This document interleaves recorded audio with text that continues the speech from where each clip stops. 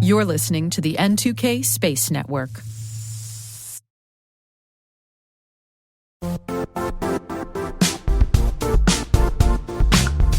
And now, a word from our sponsor, Zscaler, the leader in cloud security. Cyber attackers are using AI in creative ways to compromise users and breach organizations. In a security landscape where you must fight AI with AI, the best AI protection comes from having the best data. Zscaler has extended its zero-trust architecture with powerful AI engines that are trained and tuned by 500 trillion daily signals. Learn more about Zscaler Zero Trust Plus AI to prevent ransomware and AI attacks. Experience your world secured. Visit zscaler.com/zerotrustai.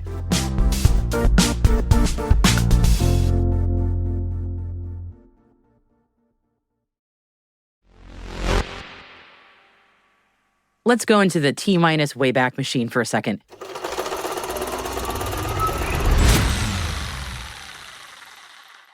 You might remember early last month, there was a story about a nearly 3-ton pallet of used-up batteries that was jettisoned from the ISS and re-entering the Earth's atmosphere, with warnings going out across its re-entry path, especially in Germany, that the debris was so big that it might not entirely burn up in orbit and that it actually could fragment as it came back down. But statistics to the rescue, as Earth is mostly water, so chances are that it'll just splash down in the water somewhere, right? Well, it all sounds good enough until statistics land squarely in your living room and nearly hit your kid. Yeah. T-minus 20 seconds to LOS speed rest. Go for deploy. Roger roll. Today is April 2nd, 2024. I'm Maria Varmazis, and this is T-minus.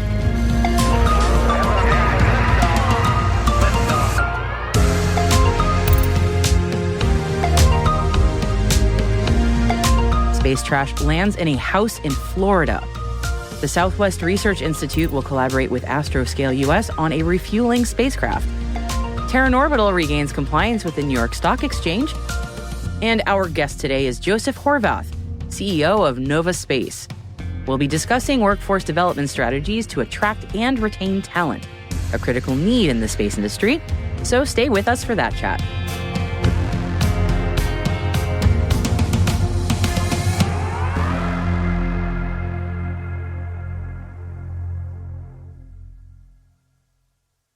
Here's our intel briefing for today.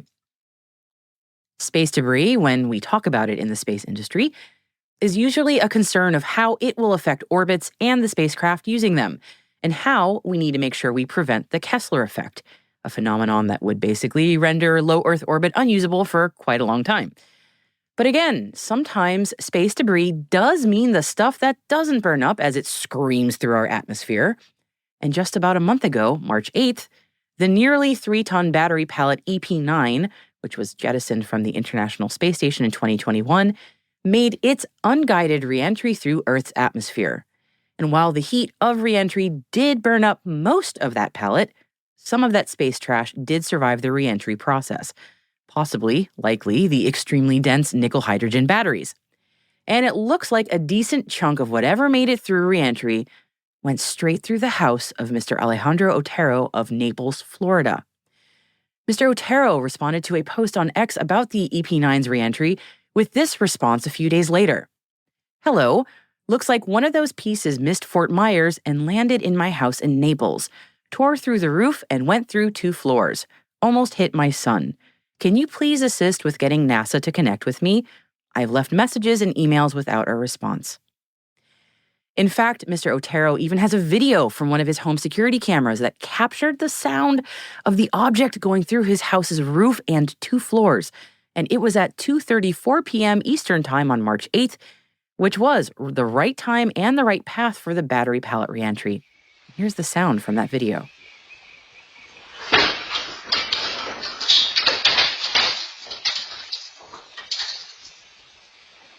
The object itself is a grayish machine cylindrical thing. Definitely does not look at all like a meteorite, in case you were wondering. And since the item crashed through his home, happy to report that Mr. Otero has been able to get the debris to NASA, and they are now analyzing it. As for who is responsible for paying for the damages to his house, that is where it gets a bit tricky. NASA owned the batteries, but the pallet was JAXA's. So once the object's origins are confirmed, hopefully Mr. Otero will be summarily compensated for the damages to his home. And more importantly, let's hope this incident advances the discussion somehow on uncontrolled object reentry and safety for all of us on the ground. Moving on to other items for today now. The Southwest Research Institute has announced that it will build, integrate, and test a small demonstration spacecraft as part of a $25.5 million space mobility and logistics prototyping project, which is funded by the U.S. Space Force and led by prime contractor Astroscale US. The vehicle, called the Astroscale Prototype Servicer for Refueling, or APSR, aims to refuel other compatible vehicles while in geostationary orbit. The spacecraft plans to carry hydrazine propellant from a depot, also in geostationary orbit, to vehicles in need of fuel.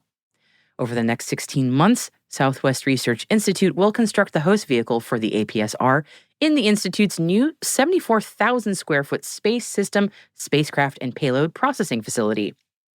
When the host spacecraft bus is complete, Southwest Research Institute will integrate the Astroscale supplied payload and perform system-level environmental testing to prepare the vehicle for launch. The APSR is aiming to be ready for deployment by 2026. Now on to some financial updates, starting with big news for Terran Orbital.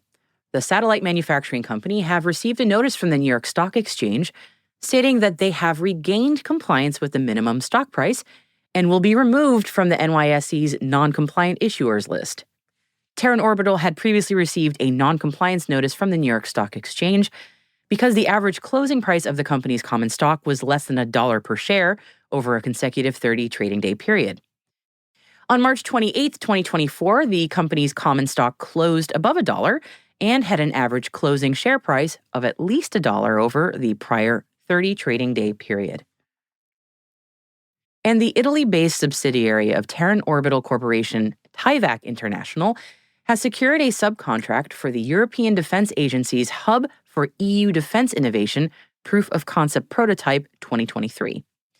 This project focuses on Very Low Earth Orbit, or VLEO, satellite exploration, marking a significant leap forward in military space technology.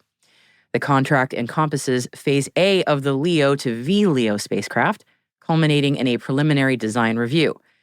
TIVAC International will play a leading role within a consortium, including prime contractor CNIT, collaborating with FlySite and Politecnico di Milano. Geospatial analytics company Hawkeye 360 has secured $40 million in debt financing.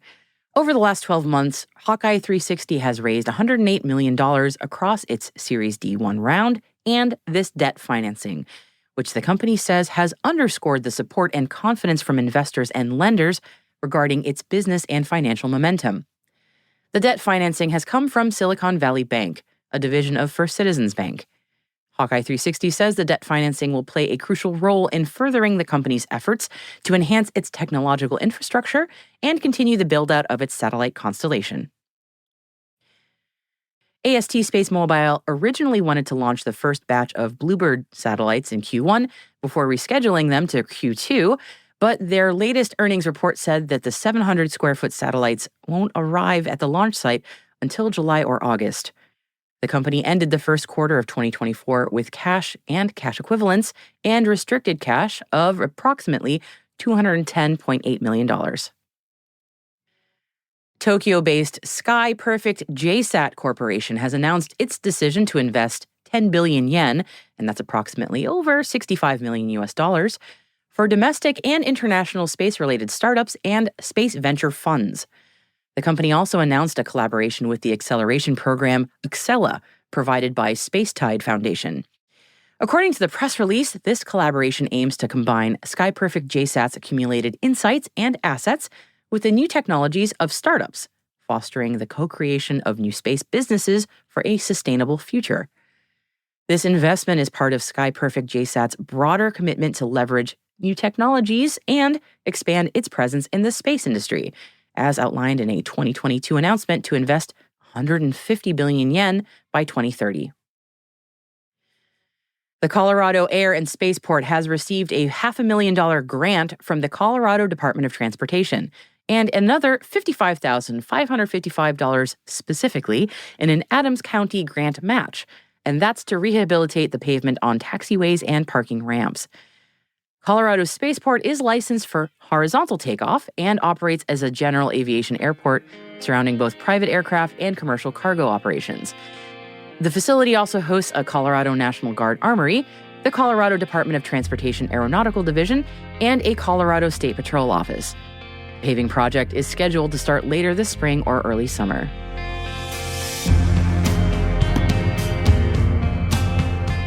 And that concludes our briefing for today. Stay with us for some critical workforce development insights from Nova Space's CEO, Joseph Horvath. You'll find further information on all the stories that we've mentioned today by following the links in our show notes. We've also included a piece from CyberScoop on why space should be classed as critical infrastructure, and an appointment announcement from True Anomaly. Hey T-Minus crew, N2K Space is working with Amazon Web Services, Aerospace, and Satellite to bring the AWS in Orbit podcast series to the 39th Space Symposium in Colorado Springs from April 8th to 11th. We'll be broadcasting from the AWS booth, by the way, number 1036 in the North Hall, Tuesday through Thursday from 9 to 11 a.m. Come by the booth to catch us in action and share your story or email at space@n2k.com to set up a meeting with our team. Looking forward to seeing you all there.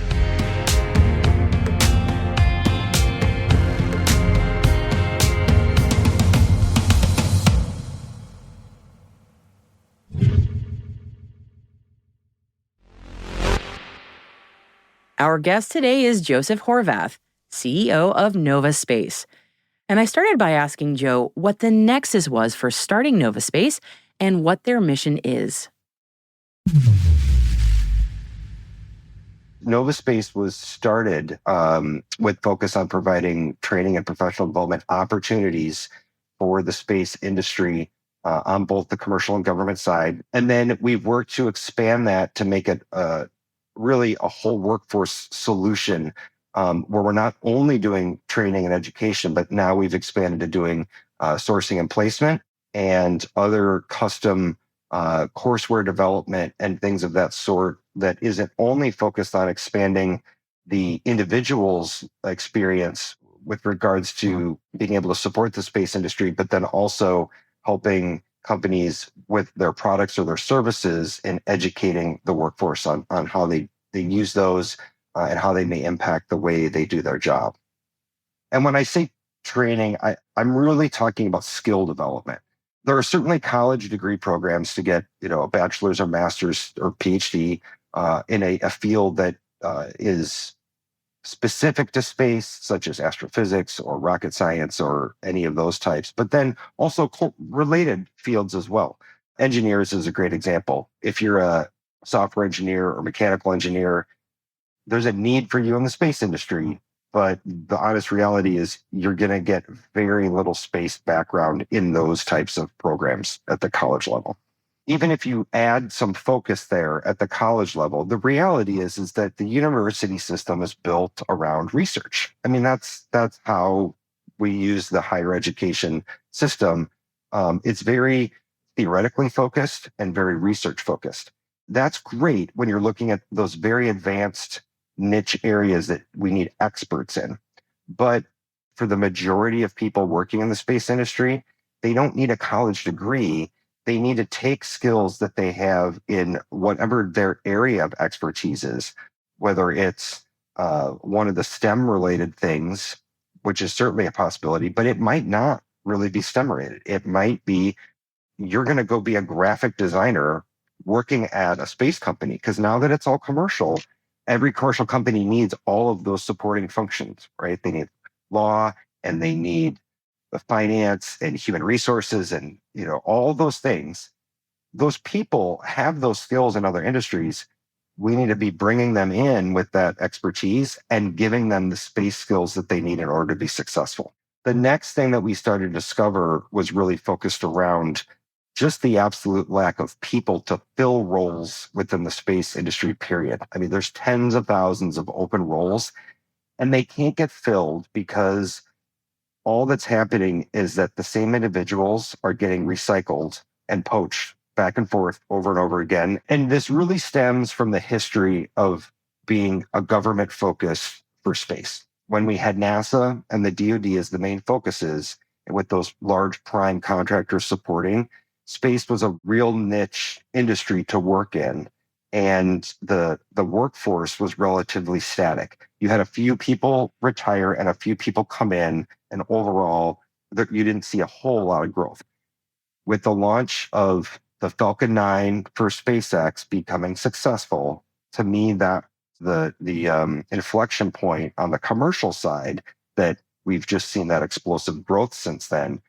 And we will not be able to support all of those companies with the people and the human talent to accomplish all of these things unless we open up that pool and get a lot more people into the space industry.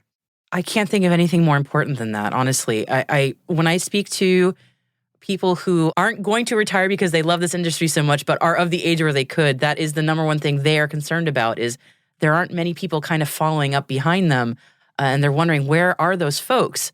And I have to wonder, because you gave a really great explanation about sort of the historical reason for why some of this is happening. Do you think, is there a cultural component to this as well? Like people self-selecting out who don't realize that there's even a career path for them? Yes, absolutely. Part of the problem is we're dealing with 4 generations in the workplace.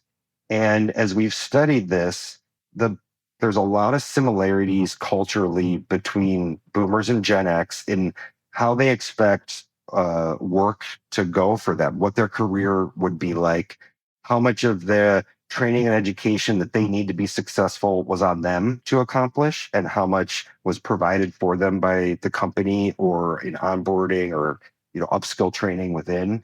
All of those kind of things. I think that there's a kind of a bifurcation that exists between Boomer and Gen X and their learning style and their workforce preferences and things. And then Gen Z and millennials, they have a different view on that.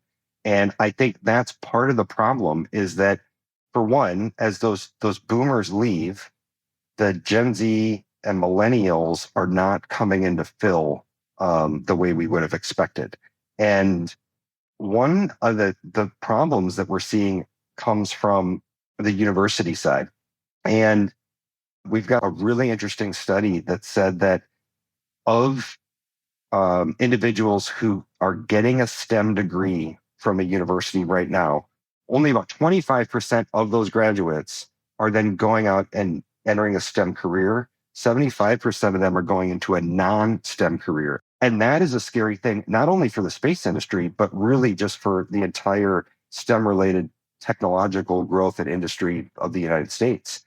And we think part of that has to do with a combination of difference in expectations from those younger groups that I was talking about in what the workforce should be like and what their experience should be like, and leadership at a lot of these companies not paying attention to those needs and providing things like professional development within their company. As an example, one of the struggles you just brought up was not understanding that there was roles and a place for them in the space industry if they're not the traditional engineer or scientist, right?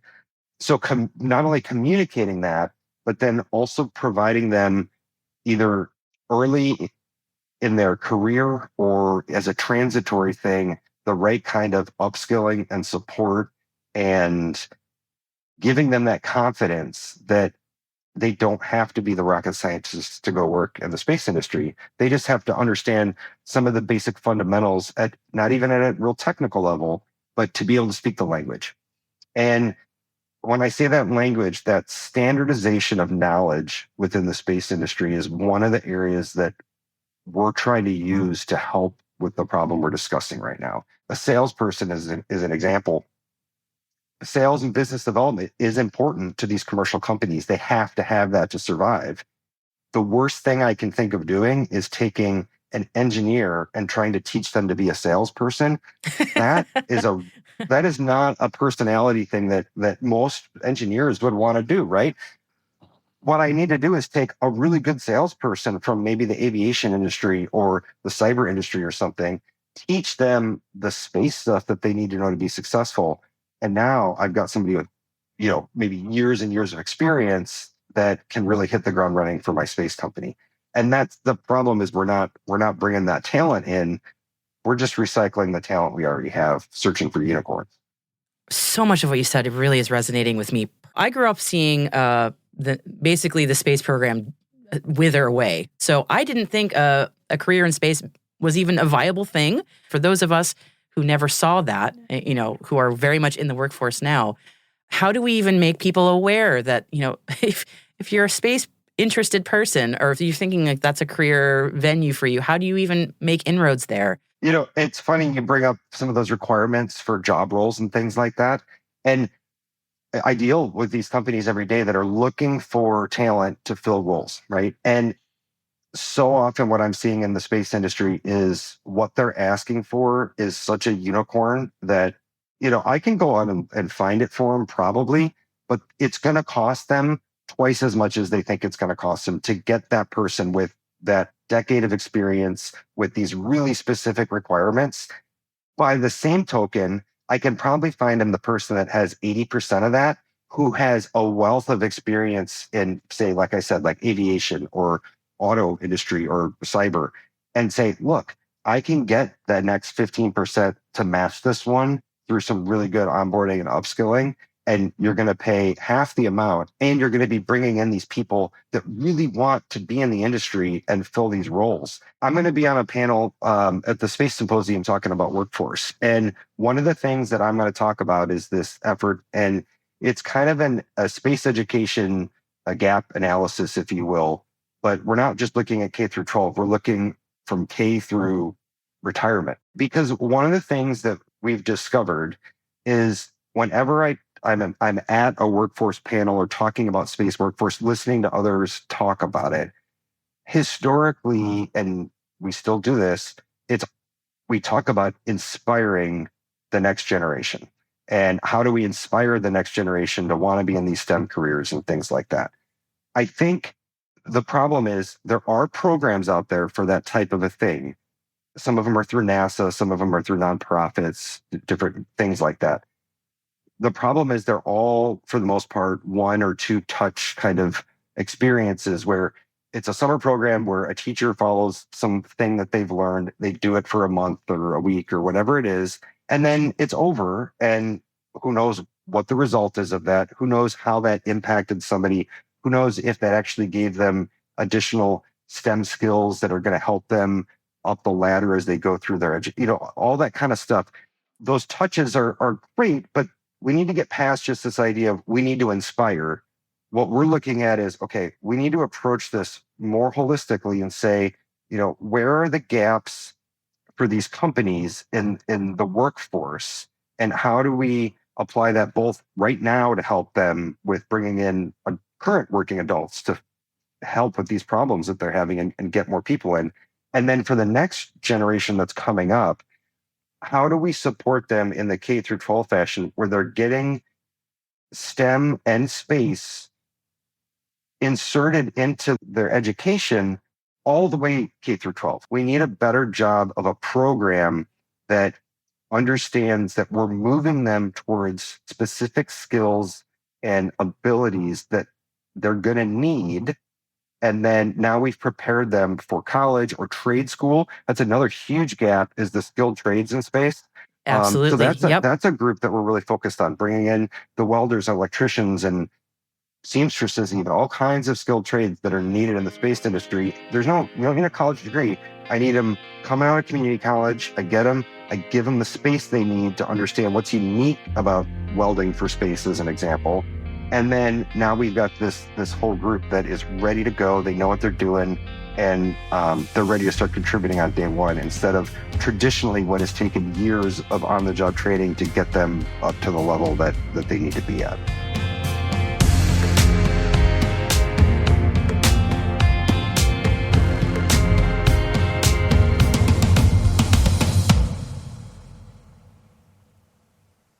We'll be right back.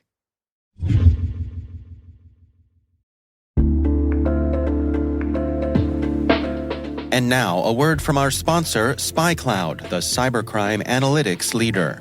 SpyCloud disrupts cybercrime by telling you what criminals know about your business and your customers, so you can take action to prevent ransomware, session hijacking, account takeover, and online fraud.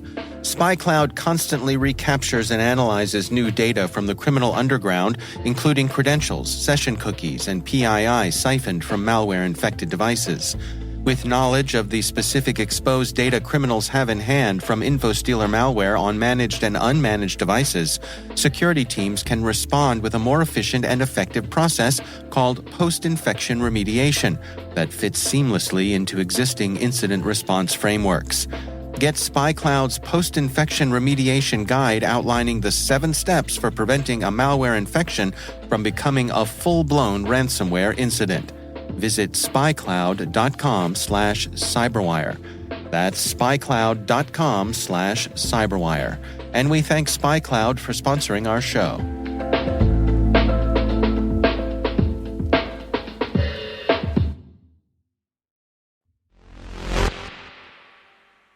Welcome back. It feels like the United States has gone a bit eclipse crazy, and we're all here for it. On April 8th, parts of North America will experience a total eclipse, while the rest of us will see a partial eclipse. And now a new online tool will allow you to see eclipses every day. It'll certainly lead you to appreciate all that you're going to see ahead of the big event. The new HelioViewer Eclipse Watch data visualization tool displays images captured by the Solar and Heliospheric Observatory called SOHO, a joint NASA-ESA mission stationed 1 million miles from Earth. So each time you refresh the page, you can see the latest image from the spacecraft. These images showcase some of the features of the sun that you may also be able to see from the ground on Earth when the moon completely covers the sun during the total solar eclipse. You can also use the HelioViewer Eclipse Watch tool to observe eclipse-like images that are captured over 100 times each day by the LASCO C2 coronagraph on the SOHO. The instrument creates artificial eclipses by using a disk to obscure the brightest light from the sun. This enables the instrument to observe the sun's corona and identify coronal mass ejections that erupt from the sun, and it'll look just like the real deal, honestly. So there goes my spare time. We've included a link to the tool in our show notes for you also. I'm going to be in Colorado Springs for the Space Symposium next week, where I will only see a partial eclipse and not at home in Massachusetts, where there's going to be a total eclipse. Well, not in my part of it, but it's okay. But still, now I don't feel like I'm missing out on too much.